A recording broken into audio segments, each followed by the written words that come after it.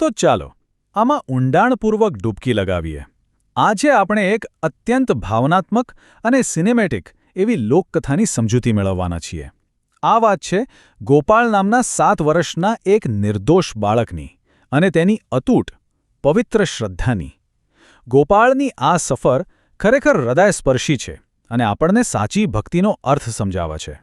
સીધા જ વાર્તામાં પ્રવેશીને જોઈએ તો શરૂઆતમાં જ એક બહુ મોટો વિરોધાભાસ જોવા મળે છે. એક તરફ ગામમાં ભવ્ય ઉત્સવ ચાલી રહ્યો છે. મોટા અવાજે ઢોલ વાગી રહ્યા છે, ચારે બાજુ તેજસ્વી રોશની છે અને અમીર લોકો ખૂબ જ ધામધૂમથી ઉજવણી કરી રહ્યા છે. અને બીજી તરફ તે જ ગામના એક ખૂણામાં ગોપાલની એક તૂટેલી ઝૂંપડી છે. ત્યાં એકદમ શાંતિ છે, માત્ર એક તેલનો દીવો પ્રગટી રહ્યો છે અને આ 7 વર્ષનો બાળક આંખોમાં આંસુ સાથે પોતાના જ હાથે માટીમાંથી ગણપતિની મૂર્તિ બનાવી રહ્યો છે. આ દ્રશ્ય જ ભૌતિકવાદ અને સાચી ભક્તિ વચ્ચેનો તફાવત છતો કરી દે છે. હવે આગળ વધીએ. ભાગ 1 તરફ નકાર અને સંકલ્પ. આ એ સમય છે જ્યાંથી ગોપાલની અસલી કસોટી શરૂ થાય છે. સમયરેખા પર નજર કરીએ તો પહેલા જ દિવસે એક અહંકારી પૂજારી અને ગામના અમીર લોકો ગોપાલનું અપમાન કરે છે. તેને ભવ્ય મંદિરમાંથી બહાર ધોધમાર વરસાદમાં ફેંકી દેવામાં આવે છે. જરા વિચારો, એ નાનકડો બાળક વરસાદમાં એકલો રડી રહ્યો છે, પણ બીજા દિવસે હાર નથી માનતો. ગોપાલ સીધો નદી કિનારે જાય છે, ત્યાંથી પવિત્ર માટી લાવે છે અને પૂરી શ્રદ્ધાથી પોતાની જાતે જ ગણપતિની મૂર્તિ બનાવવાનું શરૂ કરે છે. અને એમ કરતાં કરતાં ચોથો દિવસ આવી જાય છે. આ નબળો અને ભૂખ્યો બાળક સતત ઉપવાસ પર છે, માત્ર એ જ આશા સાથે કે તેના બાપા ચોક્કસ આવશે. તેની આ શ્રદ્ધા તેની ભૂખ કરતાં પણ ક્યાંય મોટી છે.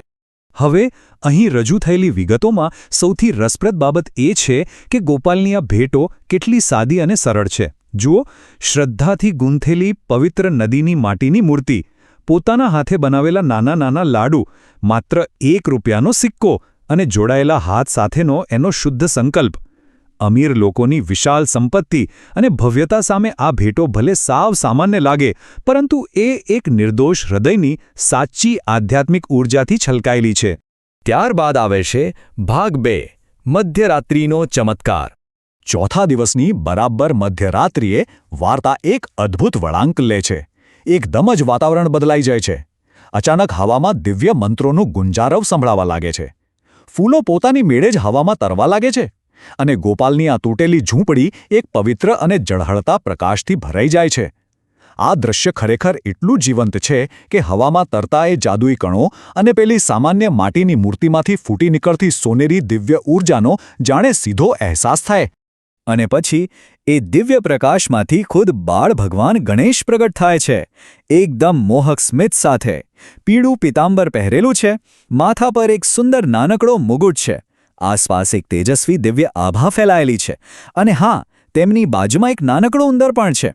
આ અત્યંત ક્યૂટ અને દિવ્ય બાળ સ્વરૂપ ઓરડામાં પ્રવેશે છે અને ખૂબ જ પ્રેમથી પેલા ભૂખ્યા ગોપાલ પાસે તેના પોતાના હાથે બનાવેલા લાડુ માંગે છે. આખી વાર્તાનું આ સૌથી મોટું ભાવનાત્મક શિખર છે. ગોપાલ, જેની આંખોમાં ખુશીના આંસુ છે, તે બાળ ગણેશને પોતાના બનાવેલા લાડુ ખવડાવે છે.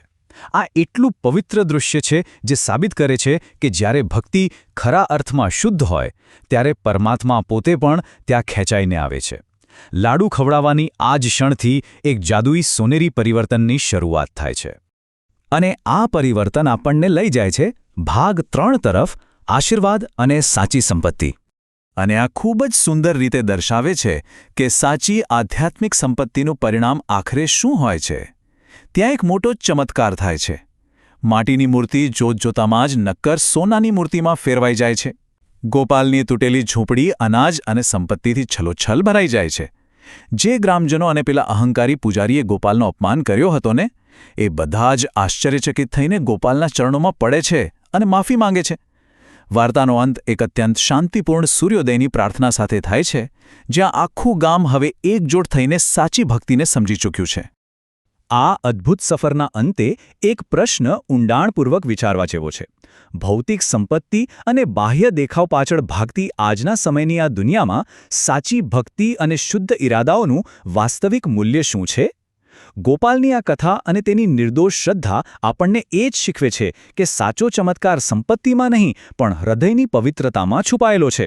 તો વિચારો, શું આપણે પણ ગોપાલ જેવી આવી નિસ્વાર્થ શ્રદ્ધા કેળવી શકીએ ખરા? આ એક વિચાર સાથે જ આજની આ સમજૂતી આપણે અહીં પૂરી કરીએ છીએ.